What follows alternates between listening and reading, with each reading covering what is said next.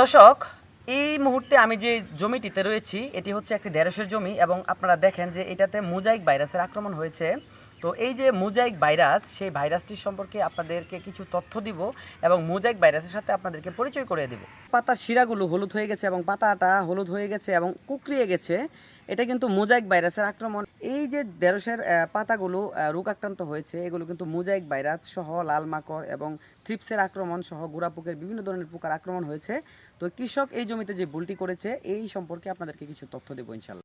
সাদামাছি, জাপ পোকা, থ্রিপস এগুলো হচ্ছে এই ভাইরাসের বাহক। অর্থাৎ এই পোকাগুলো যদি আপনার জমিতে আক্রমণ করে বা আপনার ফসলে আক্রমণ করে, সেই ক্ষেত্রে এই গাছটিতে মোজাইক যে ভাইরাসটি আছে সেটি দ্বারা আক্রমণ হয় এবং আস্তে আস্তে এটার লক্ষণ প্রকাশ পায় এবং একটা সময় পাতাগুলো হলুদ হয়ে যায়, শিরাগুলো বিবর্ণ হয়ে আস্তে আস্তে গাছটা নিস্তেজ হয়ে পড়ে এবং দুর্বল হয়ে পড়ে, ফলন কমে যায়।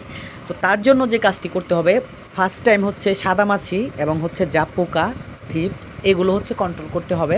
আপনি যদি এগুলো কন্ট্রোল করতে না পারেন, 100% আপনার এই ফসলে মোজাইক ভাইরাস দ্বারা আক্রমণ হবে, এটা প্রতিরোধ করার কোনো ব্যবস্থা নাই। মোজাইক ভাইরাস আক্রমণ করেছে এমন গাছ থেকে বীজ সংগ্রহ করলে মোজাইক ভাইরাস হতে পারে। এই কৃষক ভাইটি যে কাজটি করেছে, তিনি এই জমিতে নিয়মিত স্প্রে না করার কারণে এখানে প্রচুর পরিমাণে থ্রিপস, সাদামাছি, জাপ পোকা এবং হচ্ছে লাল মাকড়ের আক্রমণ হয়েছে, যার কারণে এই জমিটি মারাত্মকভাবে ক্ষতিগ্রস্ত হয়েছে। এই জমিটির জন্য বালাই দমন ব্যবস্থাপনা পরামর্শ দেওয়া হয়েছে, আশা করা যায় এটি খুব দ্রুত ঠিক হয়ে যাবে। আপনার জমিতে যদি এই সাদামাছি এবং থ্রিপস কন্ট্রোল করতে চান, তাহলে ইমিডাক্লোপ্রিড গ্রুপের যে কীটনাশক আছে সেটি প্রয়োগ করতে হবে। লাল মাকড়ের জন্য বার্টিম্যাক এবং অ্যাবামেকটিন প্রয়োগ করতে পারেন, ইনশাল্লাহ ভালো কাজ হবে।